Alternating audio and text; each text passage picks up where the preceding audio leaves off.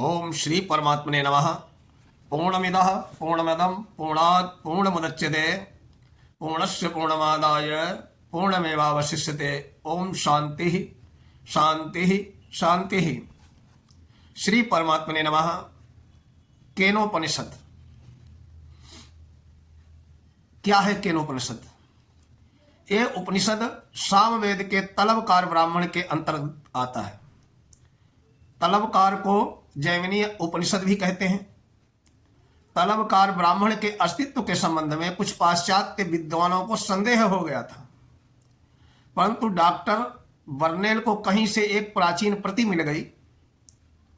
तब से संदेह जाता रहा।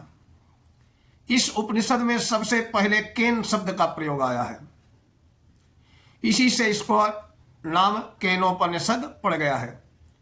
तलवकार ब्राह्मण का ये 9वां अध्याय है। इसके पूर्व के 8 अध्यायों में अंतःकरण की शुद्धि के लिए विभिन्न कर्म और उपासनाओं का वर्णन मिलता है। इस उपनिषद का प्रतिपाद्य विषय है परब्रह्म तत्व।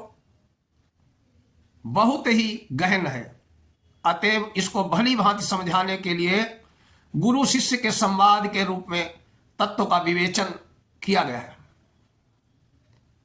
ओम आप्यायन्तु ममांगानि वाक् प्राणश्चक्षुः श्रोत्रमथो बलमिन्द्रियाणि च सर्वाणि सर्वं ब्रह्मोपनिषदं माहं ब्रह्म निराकुर्या मा ब्रह्म निराकरोतु अनिराकरणमनिराकरणं मेस्तु तदात्मनिर्निरतेय उपनिषत्सु धर्मास्ते मयि सन्तु ते मयि सन्तु। ये शांति पाठ है। सर्वप्रथम प्रार्थना की गई कि हे परमात्मन, मेरे सारे अंग, वाणी, नेत्र, श्रोत्र आदि सभी कर्मेंद्रियां, ज्ञानेन्द्रियां, प्राण समूह, शारीरिक मानसिक शक्ति तथा ओज सब पुष्ट और वृद्धि को प्राप्त हो। उपनिषदों में सर्वप्रथम ब्रह्म का जो स्वरूप वर्णित है उसे मैं कभी अस्वीकार न करूं। वो ब्रह्म ही कभी मेरा परित्याग न करे, मुझे सदा अपनाए रखे। मेरे साथ ब्रह्म का और ब्रह्म के साथ मेरा नित्य संबंध बना रहे। उपनिषदों में जिन धर्मों का प्रतिपादन किया गया है, ये सारे धर्म उपनिषदों के एकमात्र लक्ष्य पर ब्रह्म परमात्मा में निरंतर लगे हुए मुझे साधक के साथ सदा प्रकाशित रहें, मुझे नित्य निरंतर बने रहें, मेरे त्रिविध तापों की निवृत्ति हो। अब प्रथम खंड आरंभ होता है केनोपनिषद का। केनेसितं पतति प्रेषितं मनः केन का प्राणः प्रथमं प्रयति युक्तः केनेसितां वाचमिमां वदन्ति चक्षु श्रोत्रं कौ देवो युनक्ति। इस मंत्र में शिष्य है अपने गुरुदेव से पूछता है। इस प्रश्न में 4 प्रश्न हैं इस मंत्र में, और एक प्रकारांतर से पूछा गया है कि जड़ रूप अंतःकरण प्राण वाणी आदि कर्मेंद्रियों को और चक्षु आदि ज्ञानेंद्रियों को अपना कार्य करने की योग्यता प्रदान करने वाला, उन्हें अपने अपने कार्य में प्रवृत्त करने वाला जो कोई एक सर्वशक्तिमान चेतन है, वह कौन है और कैसा है? उसका गुरुजी उत्तर देते हैं द्वितीय श्लोक में। श्रोत्रस्य श्रोत्रम मनसो मनो यद्वाचो हवाचः सौ प्राणस्य प्राणाः चक्षुषश्चक्षुरुक्ति मुच्यधीराः प्रेतास्मान लोकादमृता भवन्ति। इस मंत्र में गुरु शिष्य के प्रश्नों का स्पष्ट उत्तर न देकर जो श्रोत्र का भी श्रोत्र है इत्यादि शब्दों के द्वारा संकेत में समझा रहे हैं कि जो इन मन, प्राण और संपूर्ण इंद्रियों का समस्त जगत का परम कारण है, इससे सब उत्पन्न हुए हैं, जिसकी शक्ति को पाकर वे सब अपना अपना कार्य करने में समर्थ हो रहे हैं। जो इन सबको जानने वाला है, इसको पर ब्रह्म पुरुषोत्तम ही इन सब का प्रेरक है। इसे जानकर ज्ञानी जन जीवन मुक्त होकर इस लोक से प्रयाण करने पर अनंतर अमृत स्वरूप विदेह मुक्त हो जाते हैं। अर्थात जन्म मृत्यु से सदा ही छूट जाते हैं। ये मन, प्राण और इंद्रियों का प्रेरक ब्रह्म है, ऐसा है। इस प्रकार स्पष्ट न कहकर संकेत से ही क्यों समझाया गया है? इस जिज्ञासा पर पुनः गुरुदेव कहते हैं, न तत्र चक्षुर गच्छति न वाक् गच्छति नो मनो न विद्यो न विजानीमो यथैदनुशिष्यादन्यते देव तद्विदिता तथो ऐदित्तादधि इति शुश्रूम पूर्वेशाम ए नस्तद्व्याच चक्षिरे। गुरु जी कहते हैं कि उस सच्चिदानंद पर ब्रह्म को प्राकृत अंतरकरण और इंद्रियां कभी न जान नहीं सकती हैं। ये वहां तक पहुंच ही नहीं पाती हैं। उस अलौकिक दिव्य तत्व में इनका प्रवेश ही नहीं हो सकता है, बल्कि इनमें जो चेतना और क्रिया प्रतीत होती है वो उसी ब्रह्म की प्रेरणा और उसी की शक्ति से होती है। ऐसी अवस्था में मन इंद्रियों के द्वारा कोई एक कैसे बतलाए कि वो ब्रह्म ऐसा है? इस प्रकार ब्रह्म तत्व के उपदेश का कोई तरीका न तो हमने किसी के भी द्वारा समझा है और न हम स्वयं अपनी बुद्धि से विचार के द्वारा समझ रहे हैं। हमने तो जिन महापुरुषों से इस गूढ़ रहस्य का उपदेश प्राप्त किया है उनसे यही सुना है, वो पर ब्रह्म परमेश्वर जड़ चेतन दोनों से ही भिन्न है। जानने में आने वाले संपूर्ण दृश्य जड़ वर्ग क्षर से तो ये सर्वथा भिन्न है, और इस जड़ वर्ग को जानने वाले परंतु स्वयं जानने में न जान आने वाले जीवात्मा अक्षर से भी उत्तम है। ऐसी स्थिति में उस परम स्वरूप तत्व को वाणी के द्वारा व्यक्त करना कदापि संभव नहीं है। इसी से उसको समझाने के लिए संकेत का ही सहारा लेना पड़ता है। गीता में भी यही बताया गया है। अब उसी को ब्रह्म के प्रश्नों के अनुसार पुनः 5 मंत्रों में समझाया है। यद्वाचानभ्युदितं येन वागभ्युद्यते तदेव ब्रह्मत्वं विद्धि नेदम यदिदमुपासते। वाणी के द्वारा जो कुछ भी व्यक्त किया जा सकता है तथा प्राकृत वाणी से बतलाए हुए जिस तत्व की उपासना की जाती है वो ब्रह्म का वास्तविक स्वरूप नहीं है। ब्रह्म तत्व वाणी से सर्वथा अतीत है।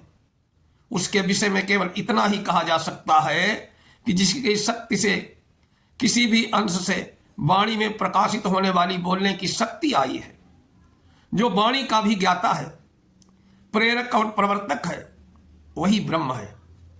इस मंत्र में जिसकी प्रेरणा से वाणी बोली जाती है वो कौन है?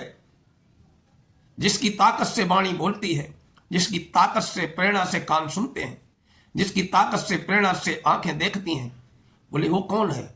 इसी का उत्तर दिया जा रहा है। यन मनसा मनुते येनाहुर मनोमतम तदेव ब्रह्मत्वं तद विद्धि नेदम यदिदमुपासते।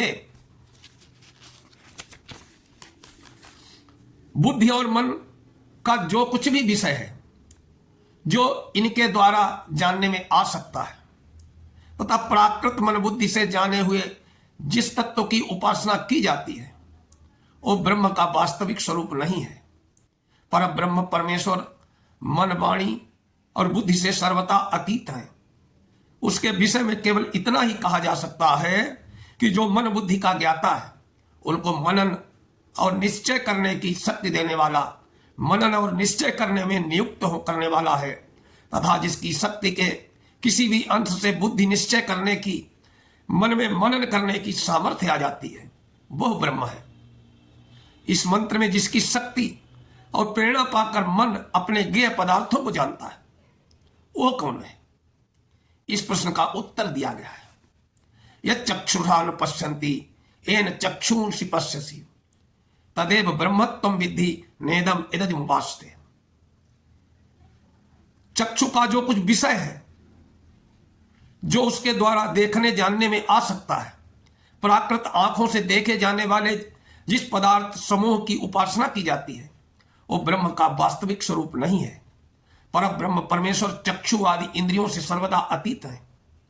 उसके विषय में केवल इतना ही कहा जा सकता है कि जिसकी शक्ति और प्रेरणा से आंखें और ज्ञानेंद्रियां अपने अपने विषय को प्रत्यक्ष करने में समर्थ होती, जो इनको जानने वाला है, इन्हें अपने विषयों को जानने में प्रवृत्त करने वाला है, जिनकी शक्ति के किसी भी अंश का यह प्रभाव है, वो ब्रह्म है। इस मंत्र में जिसकी शक्ति और प्रेरणा से चक्षु अपने विषयों को देखता है, वो कौन है? जिसकी ताकत से बुद्धि निश्चित करती है, सत्य असत का विवेचन करती है, जिसकी शक्ति से आंखें देखती हैं, जिसकी शक्ति से कान सुनते हैं, बोले वो कौन है? इस प्रश्न का उत्तर दिया गया है। यच्छ्रोत्रेण न शृणोति येन श्रोत्रमिदं गुंसुतम तदेव ब्रह्मत्वं विद्धि नेदम इदमुपास्ते। जो कुछ भी सुनने में आने वाला पदार्थ है तथा प्राकृत कानों में सुने जाने वाले जिस वस्तु समुदाय की उपासना की जाती है, वो ब्रह्म का वास्तविक स्वरूप नहीं है। पर ब्रह्म परमेश्वर श्रोत्रेंद्रिय से सर्वथा अतीत है। उसके विषय में केवल इतना ही कहा जा सकता है कि जो श्रोत्र इंद्रिय का ज्ञाता, प्रेरक और उसमें सुनने की शक्ति देने वाला है तथा जिसकी शक्ति के किसी अंश से श्रोत्र कान इंद्रियों के शब्दों का ग्रहण करने की सामर्थ्य पाई है, वो ब्रह्म है। इस मंत्र में जिसकी शक्ति और प्रेरणा से श्रोत्र कान आदि अपने विषयों को सुनने में प्रवृत्त होता है, वो कौन है? इस प्रश्न का उत्तर दिया गया।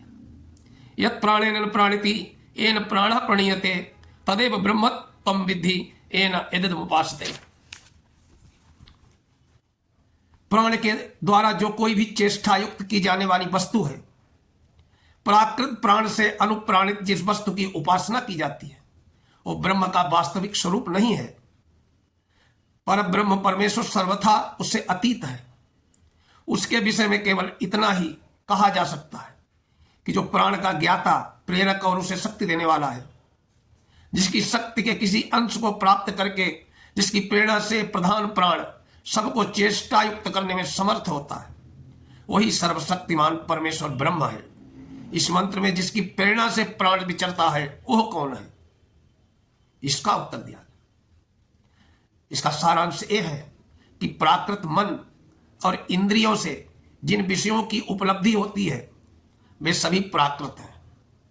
अतएव उनको परब्रह्म परमेश्वर परात्पर पुरुषोत्तम का वास्तविक स्वरूप नहीं माना जा सकता। इसलिए उनकी उपासना भी परब्रह्म परमेश्वर की उपासना नहीं है। मन बुद्धि आदि से अतीत परब्रह्म परमेश्वर के स्वरूप को सांकेतिक भाषा में कहने के लिए ही यहाँ गुरु ने इन सब के ज्ञाता, शक्ति प्रदाता, स्वामी, प्रेरक, प्रवर्तक, सर्वशक्तिमान, नित्य, अपराकृत परम तत्व को ब्रह्म बतलाया गया। इस प्रकार केनोपनिषद का प्रथम खंड संपूर्ण होगा। अगले वीडियो में केनोपनिषद की ब्रह्म विद्या पर द्वितीय खंड होगा। ओम श्री परमात्मा नमः।